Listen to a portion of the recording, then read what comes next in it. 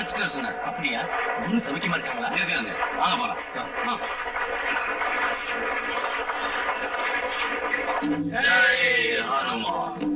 குரு. ஓ ரவி வந்துட்டியா? வந்துட்டு இல்ல இப்ப நிம்மதி.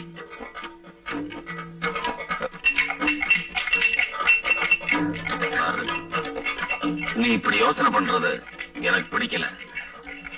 அப்பாவை கொண்டுட்டாங்க, அண்ணனையும் அந்த பாணியை கொண்டுட்டாங்க, இப்ப என்னையும் உன்னையும் கொல்ல முயற்சி பண்றாங்க. அந்த வம்சத்துல இருக்கிறது நீ ஒருத்தன்தான். குரு, அத்தையம்மாவும் பார்வதியும் ரொம்ப வசனப்படுறாங்க. என்னோட அண்ணன்னா ரொம்ப இஷ்டம் அவங்களுக்கு. நான் அத்தையம்மாவையும் பார்வதியையும் போய் பார்க்கணும்னு நினைச்சேன். இப்ப வேண்டாம் மகனே. நீ வந்திருக்கிற விஷயம் அந்த துரோகி மகேந்திரவர்மனுக்கு தெரியக்கூடாது. தெரிஞ்சா தாயம்மாவையும் பார்வதியையும் அரண்மனை சிறையில் அடைச்சு வச்ச மாதிரி அங்க உன்னையும் அடைச்சு வச்சிருவான். பயம் இல்லைன்னா உனக்கு தெரியாத ஒரு ரகசியத்தை சொல்றேன் கேளு. நான் எழுதின காகிதத்துல எல்லாத்தையும் சொல்லல. வழி வழியா வந்திருக்கிற அந்த ரகசியத்தை ஏணும்னு தான் நான் எழுதல. ஏன் அப்படி? ஐதீகம்தான். அது சரியோ தப்போ தெரியல. உங்க வம்சத்துல வந்த மகாவீர மகாராஜா கிட்ட ஒரு ரத்தனம் இருந்தது. ரத்தனமா? ஆமா, அபூர்வமான அற்புத சக்தி வாய்ந்த ஒரு வைரக்கல். யுக யுகத்துக்கு முன்னே துவாரகை கடல்ல மூழ்கி அதுல கிடைச்சது ஒரு விக்கிரகம். தேவகுருவான மகான் பிரகஸ்பதியும் வாயுவும் சேர்ந்து கேரளாவுல ஒரு ஸ்தலத்துல அந்த விக்கிரகத்தை பிரதிஷ்டை பண்ணாங்க. குருவும் வாயுவும் சேர்ந்து பிரதிஷ்டை செஞ்ச அந்த ஸ்தலமே குருவாயூர். அதுக்கு இந்த ரத்தனத்துக்கு என்ன சம்பந்தம்? சம்பந்தம் இருக்கு. அவங்க அந்த விக்கிரகத்தோட ஆகாய மார்க்கமா போகும்போது பிரகஸ்பதியோட புஷ்பராக மோதிரம் மேற்கு சமுத்திரத்துல விழுந்துரு. அது இப்ப அரபிக்கடல் இல்லையா? ஆமா, மாலத்தீவு பக்கம் யுத்த யாத்திரைக்கு போன மகாவீர மகாராஜாவுக்கு அந்த ரத்தனம் சமுத்திரத்துல கிடைச்சது. அந்த ரத்தனத்தை தேவஸ்தானத்துல உள்ள பாதாள அறையில வச்சாரு. இது முந்தின கதை இல்ல, இன்னைக்கும் கதை அதேதான். அந்த ரத்தனத்தை கைவசப்படுத்தணும்னு தான் மகேந்திரவர்மன் முயற்சியை பண்ணிக்கிட்டு இருக்கான். அதனாலதான் அவன் வம்சத்தவங்களை அந்த துரோகி கொண்டுகிட்டு இருக்கான். ஓஹோ. ஆமா, அந்த மகேந்திரவர்மனுடைய ரத்த தாகத்தை நீ தடுத்து நிறுத்தணும். அது உன்னால முடியும். வாங்க. அந்த கோயிலை சுத்தியும் மகேந்திரவர்மனுடைய ஆளுங்க காவலுக்கு இருக்காங்க. கயவர்கள் சத்தியத்துக்கு காவல் நிக்கிறாங்க.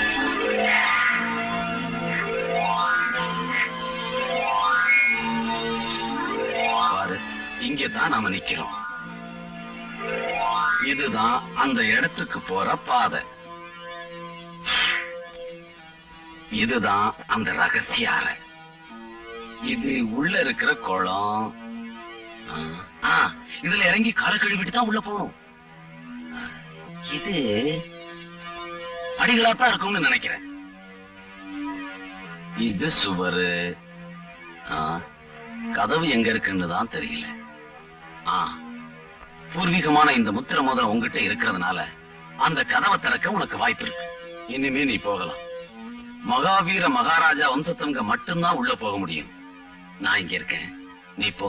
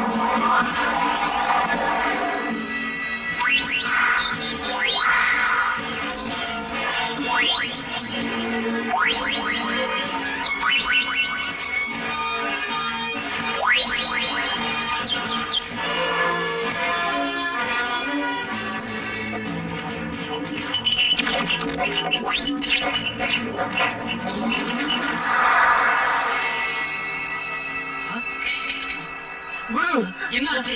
குரு, புலிய நான் நேர்ல பார்த்தேன். ஆமா.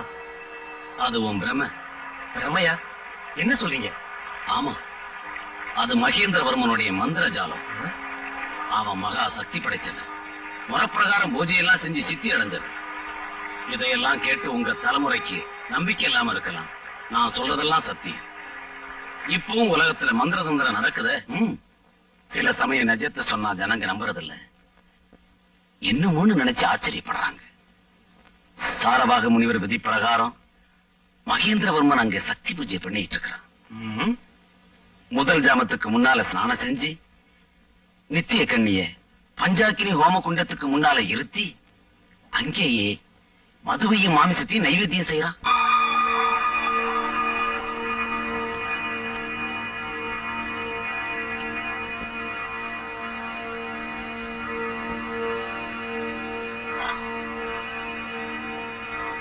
ஓம் ரீம் க்ரீம்.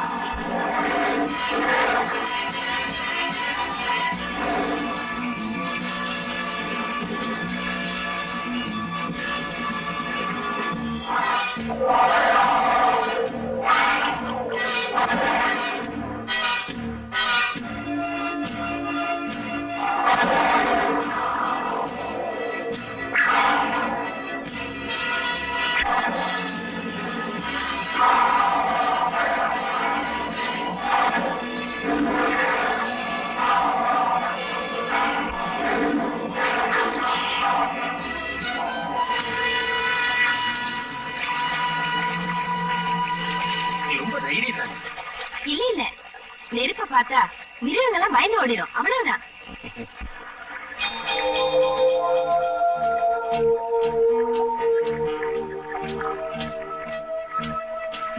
நீ ஜமீன்தாரா? இல்ல இல்ல, நான் சாதாரண மனுஷன் தான். ஹாய், அப்படின்னா எனக்கு தெரியும் நீ வேட்டையாட வந்திருக்க. பாரு, புலியோட காலடி, சிறுத்தை கொகை எல்லாம் நான் காட்டுறேன். இப்ப வேண்டாம். வேண்டாம்னா வேண்டாம். எப்படியோ நீ புலிய துரத்துறதுக்கு தேங்க்ஸ். தேங்க்ஸ். நன்றி. என்ன வர்றேன். ஆஹா.